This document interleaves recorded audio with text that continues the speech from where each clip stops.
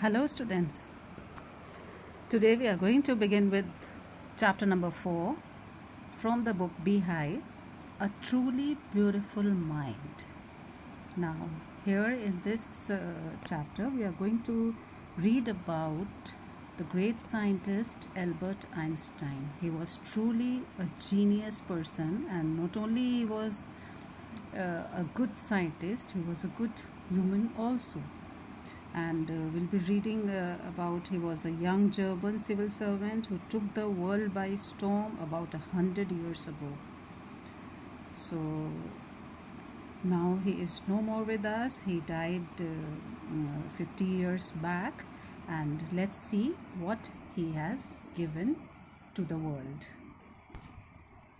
Albert Einstein was born on 14th March 1879 in the German city of without any indication that he was destined for greatness.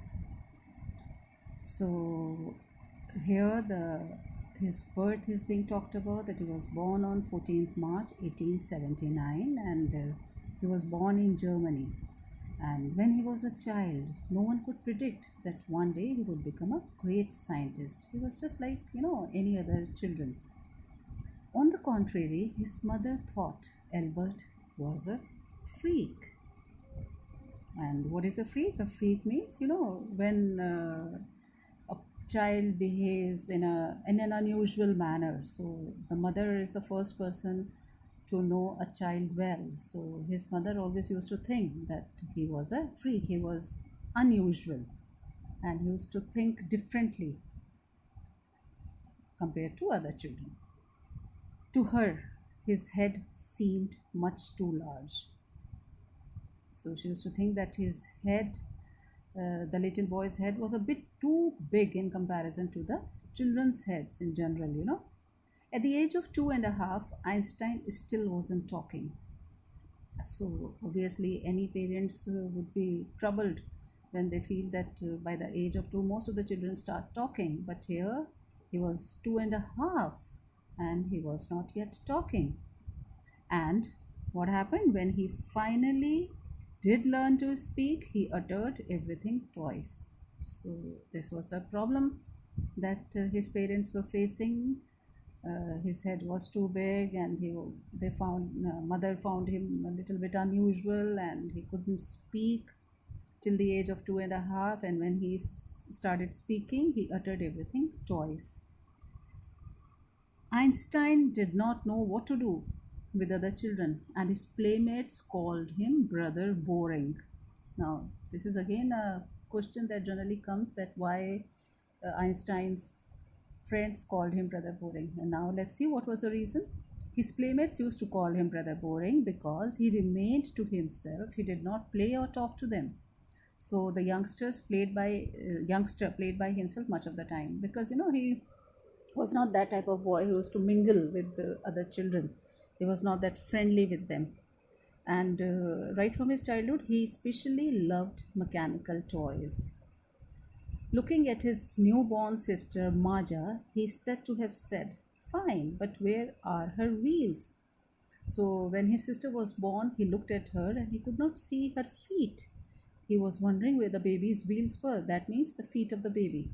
As you know, why he said that? Because as a child, when Albert Einstein used to play with the toys, and all the toys had a set of wheels. So he thought that Maja, his little sister, was a toy too. And he was wondering where are her wheels. He thought that his sister is a toy.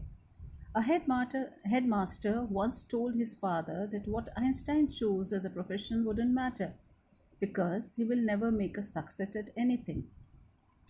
So this was the uh, general prediction by the headmaster, who told his father that Einstein would never ever be successful in his life, whatever profession he will choose. And students, do you think he was telling the truth? No. As per the headmaster, he was wrong. Einstein became a very successful person, and let's see what he did. Einstein began learning to play the violin at the age of 6 because his mother wanted him to. He later became a gifted amateur violinist, maintaining this skill throughout his life.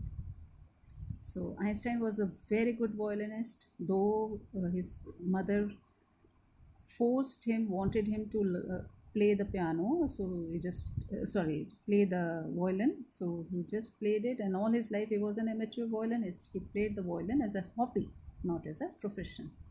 But Albert Einstein was not a bad pupil. Pupil here means student. He went to high school in Munich, where Einstein's family had moved when he was 15 months old and scored good marks in almost every subject. So Einstein was not a bad student; he was a good student, and he went to a school in Munich. And when he was 15 months old, he went there and he scored good marks in almost every subject when he went to school. Einstein hated the school's regimentation and often clashed with his teachers. So he was, he didn't like the strict discipline of the school and he used to feel suffocated over there. The previous year, Albert's parents had moved to Milan and left their son with relatives. And when Albert Einstein left their school, 1 year before that, his parents had moved to another city, Milan, which is in Italy. And Albert was left behind in Munich with his relatives. So he had to live with his relatives over there. After prolonged discussion, Einstein got his wish to continue his education in German speaking Switzerland, in a city which was more liberal than Munich. So the school in Munich was very strict, and as you know, we have discussed earlier also that Albert could not follow the discipline over there. He had a long discussion with his family, relatives, and finally they came to the conclusion that Albert will be in a school in Switzerland and the language used there for communication was German. Einstein was highly gifted in mathematics and interested in physics, and after finishing his school, he decided to study at a university in Zurich. So, Einstein, as we have studied earlier, also that he was good in studies and especially in mathematics and physics. He was especially gifted, you can say, and he was exceptionally good in both these subjects. So, once he finished his school, he joined the university in Zurich. But science was the only thing that appealed to dashing young man with the walrus mustache. As you must have seen his pictures, you can see here also in your book also, and you can see that he had a kind of mustache which is compared to walrus, and he was very handsome also. He also felt a special interest in a fellow student, Mileva Merrick, whom he found to be a clever creature. So, other than maths and physics, Albert Einstein liked one of his fellow students. Her name was Mileva Merrick. He thought that she was very clever, sharp, and intelligent. And the young Serb had come to Switzerland because the university in Zurich was one of the few in Europe where women could get degrees. Now, students, you can make out that at that time, women were not allowed to study that much. They used to get literate, but not that much. So both of them met at the University of Zurich. Mileva belonged to Serbia. That is why she called us Serb. She belonged to the country Serbia, and she came from Serbia to Switzerland because the university in Zurich was one of the few universities in Europe now which gave degrees to female students. Einstein saw in her an ally against the Philistines, those people in his family and at the university with whom he was constantly at odds. Ally means friend. So he found a friend in her and against the Philistines. Philistines, who are those people? A word, that is disapprovingly to talk about people who do not like art, literature, or music. To be at odds means to be in the opposition of someone, to be against someone. Now, Einstein felt, that Mileva was a friend because she also liked art, literature, or music. And generally, this thing brings people together if you have same interest. So both of them shared this common interest. In those days, having interest in art, literature, or music was not considered to be good. So people who were interested in art, literature, or music used to call their opponents Philistines. Albert Einstein's family had many people in the university who were not in favor of this. So against such people, Einstein and Mileva Maddox Unity helped them face the situation. And finally, it resulted in that the couple fell in love. Letters survive in which they put their affection into words, mixing science with tenderness, wrote Einstein. How happy and proud I shall be when we both have brought our work on relativity to a victorious conclusion. So both of them were young and they fell in love and they exchanged love letters to express their feelings. And at one point of time, Einstein talked about his scientific invention and said that he would be very proud on that day when they would finally conclude their paper on the theory of relativity. So, what happened in 1900 at the age of 21? Albert Einstein was a university graduate and unemployed.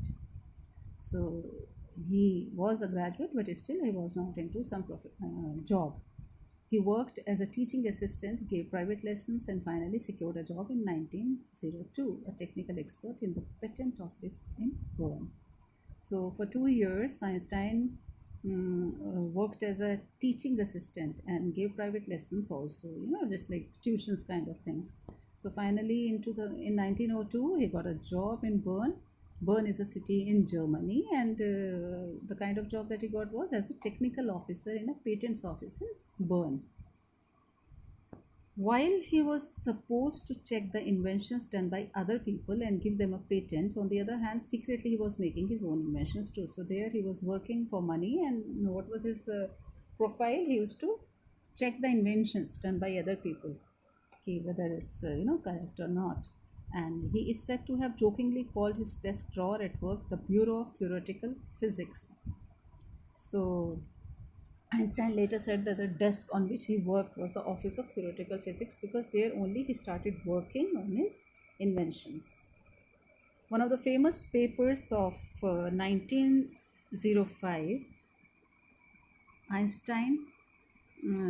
was Einstein's special theory of relativity, according to which time and distance are not absolute. So, in the year 1905, Einstein published his first paper.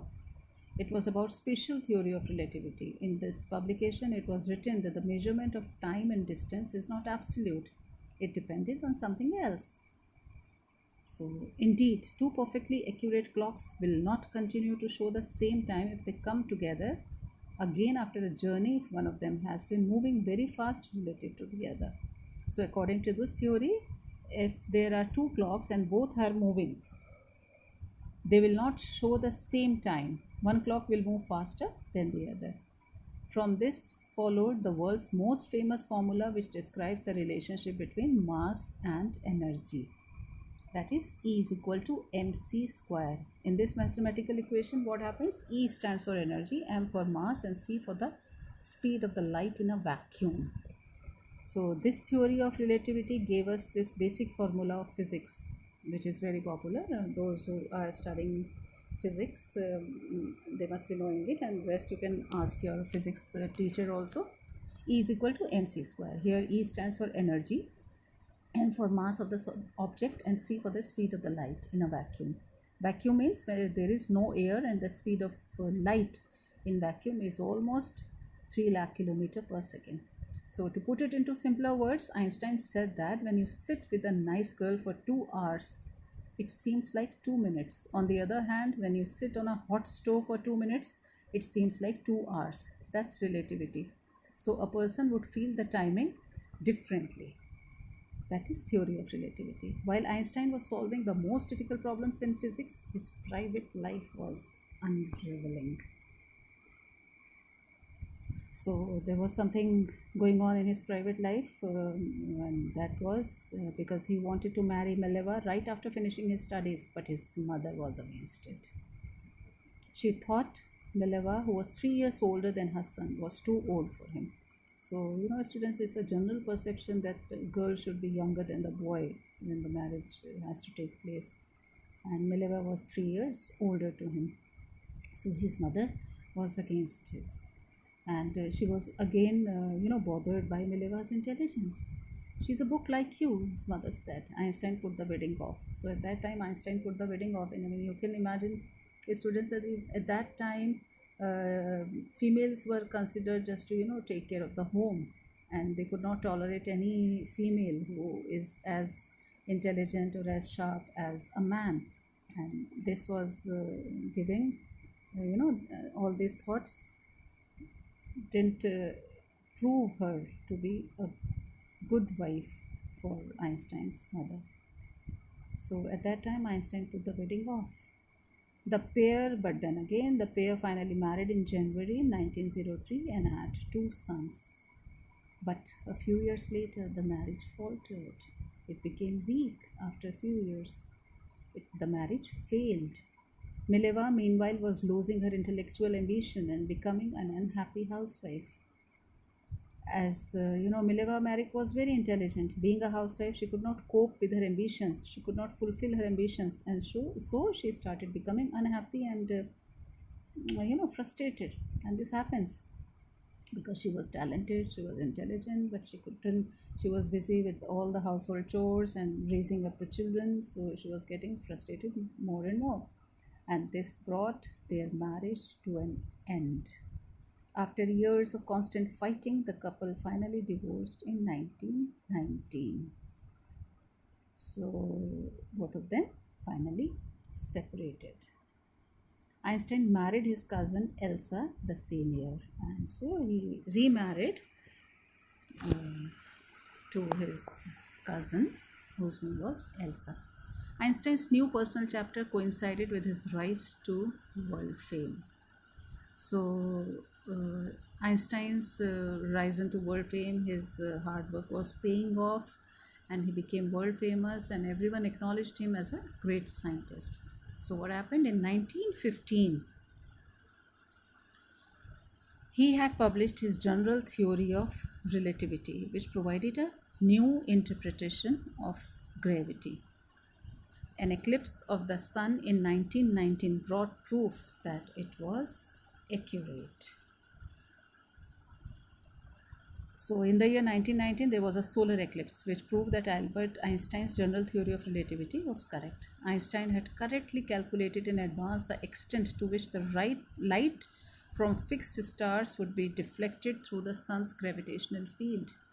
The newspapers proclaimed his work as a scientific revolution. So Albert Einstein had calculated in the year 1915 that in the year 1919 there would be a solar eclipse. Due to it, the apparent position of the stars would change to some extent. His calculation was accurate. So it was announced that Albert Einstein's work was a scientific revolution.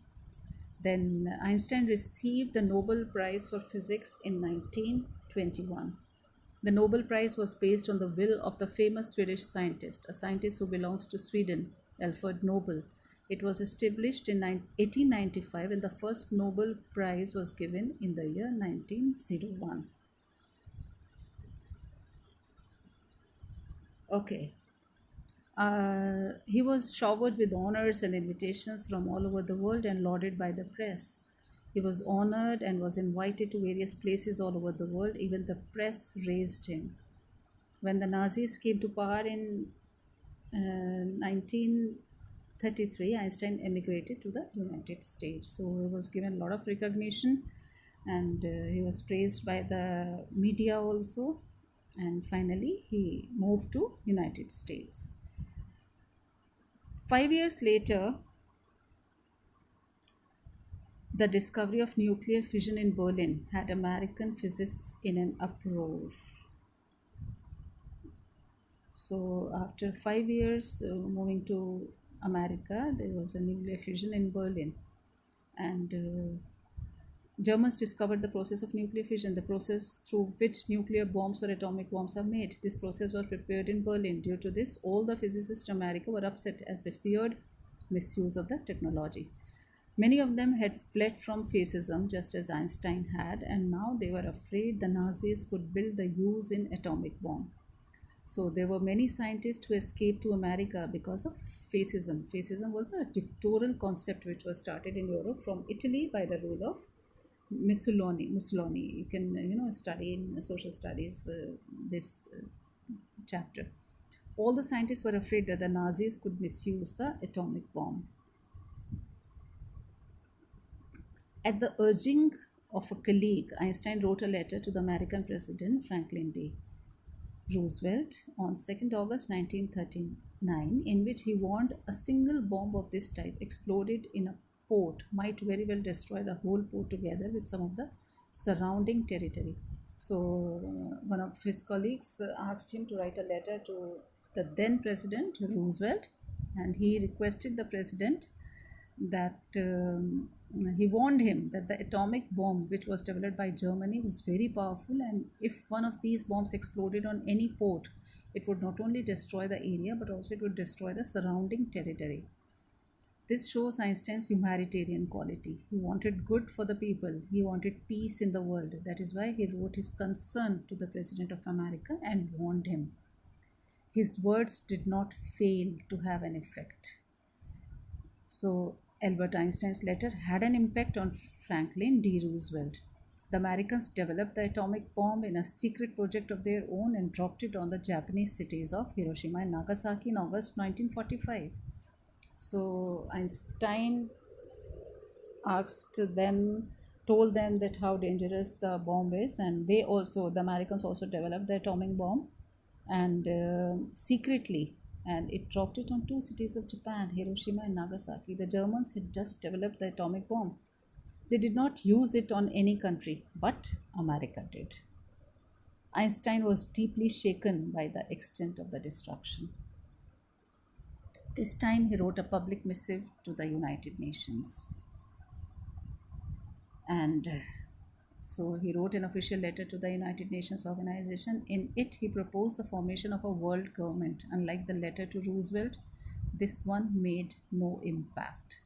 So Albert Einstein proposed to form a world government, but this letter did not bear any fruit, as when he wrote a letter to Roosevelt, Roosevelt listened to him. But here no one paid any heed to him. But over the next decade, Einstein got more involved in politics, agitating for an end to the arms buildup and using his popularity to campaign for peace and democracy. So, for another 10 years, Albert Einstein was involved in world peace. He was involved in politics, and his agenda was to stop the countries involved in collecting arms and developing weapons. He campaigned for world peace and democracy. His main agenda now it has shifted from scientific inventions to world peace and freedom of people. And so when finally Einstein died in 1955 at the age of 76, he was celebrated as a visionary and world citizen as much as a scientific genius. So when he died in 1955 at the age of 76, the world celebrated him as a visionary. A visionary is a person who can think about the future in an original and intelligent way. He was considered as a world citizen and a scientific genius too. So, students, you can see that Einstein was not only a great scientist but a great humanitarian also, and he worked for world peace. He worked for various inventions, and people all over the world considers him as a good human being, and that is why the title goes a truly beautiful mind. It makes one wonder that how can a scientist mind be so beautiful. So in this chapter, students, we have come across another aspect of Einstein, that he was a humanitarian. He advocated world peace, non-violence, and that is why the title refers to him as a truly beautiful mind. I hope you enjoyed the chapter and learned a lot about the great scientist Albert Einstein. Thank you so much.